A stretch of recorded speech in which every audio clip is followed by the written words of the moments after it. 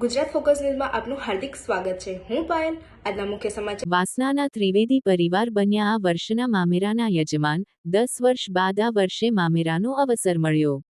ત્રિવેદી પરિવારની દીકરીઓ આ વર્ષે વાઘા તૈયાર કરાવશે। રાજસ્થાની રજવાડી વસ્ત્રોથી વાઘા તૈયાર થશે। વાસનામાં 4 દિવસીય ઉત્સવ થશે। લગ્ન જેવું મામેરું ભરીશું યજમાન।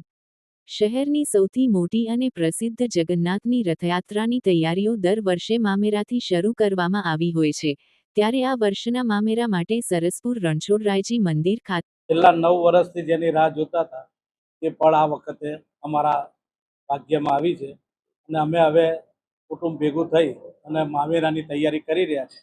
હજુ તો પ્રાથમિકતા છે, સારો ઓપ આપીશું અને સારામાં સારું મામેરું કરશું એવી અમને અંદરથી ભાવના છે। જે અમને ભાવથી આપ્યું છે તે તમામ વસ્તુ રણછોડરાયને અર્પણ કરશું એવી ભાવના છે, પણ હજુ શરૂઆત છે।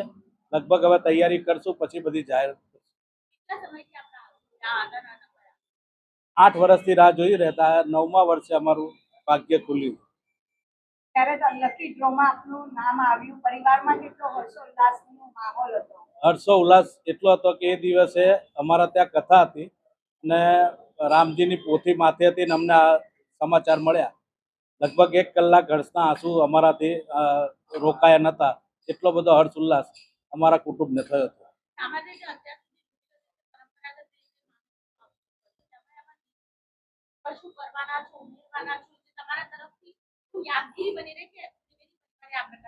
ત્રિવેદી પરિવારની બહેનોને દીકરીઓ વહુઓ એવું નક્કી કર્યું છે કે આ ફેર જરા એક ક્યારેય ના થયું ને એવું હટકે મામેરું કરશું, પણ જે અત્યારે છે ને બધી પ્રાથમિકતામાં છે, નિર્ણય થાય પછી આપણે બતાવીશું।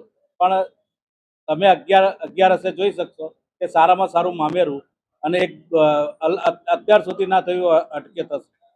તૈયારીઓ શરૂ કરી દેવામાં આવી છે? તૈયારીઓ હવે આજે અમે ફ્રી થયા છે, પ્રેસ કોન્ફરન્સ પહેલી કરી છે। જ્યારથી નામ ખુલ્યું ત્યારે કથા ચાલતી હતી અમારા ત્યાં, હવે આજે ફ્રી થયા છે। હવે આવતીકાલથી તૈયારીઓ અમે શરૂ કરી। ભગવાનના કોઈ વાઘાનું સિલેક્શન કર્યું હોય? ના, કશું નથી કર્યું, કશું કર્યું નથી। એવું વિચારી છે 2-3 જગ્યા, પણ હજુ કોઈ અમલમાં નથી મૂક્યું અને કહેવું અત્યારે કદાચ અત્યંત જલ્દી છે।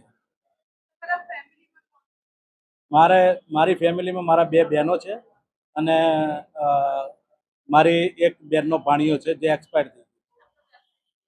મારો વ્યવસાય બિલ્ડિંગ કન્સ્ટ્રક્શનનો જમીનનો।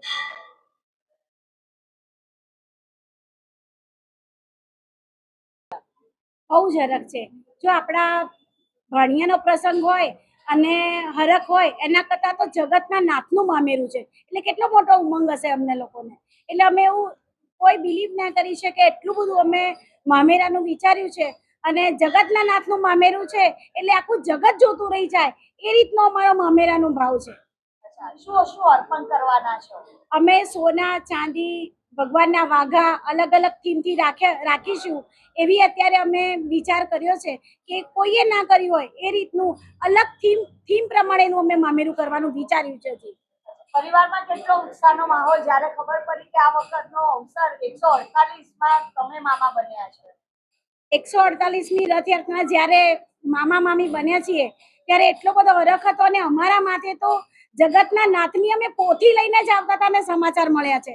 એટલે જ્યારે અમારી પોથી અને અમારી કથા એની રિટર્ન ગિફ્ટ રૂપે જ્યારે અમને ભગવાને આ મામેરું કરવાનો અવસર આપ્યો હોય એટલો બધો ઉમંગ અને આનંદ હતો અમને। મને તો હતો, પણ મારા તમામ પરિવારને એટલો બધો હતો કે અમે 3 કલાક સુધી તો અમે એટલું બધું હરખના આંસુ આવી ગયા કે ખરેખર ભગવાને અમને આ મોકો જગતના નાથનું મામેરો કરવાનો અમને અવસર આપ્યો છે, એટલો બધો હરખ થયો અમને।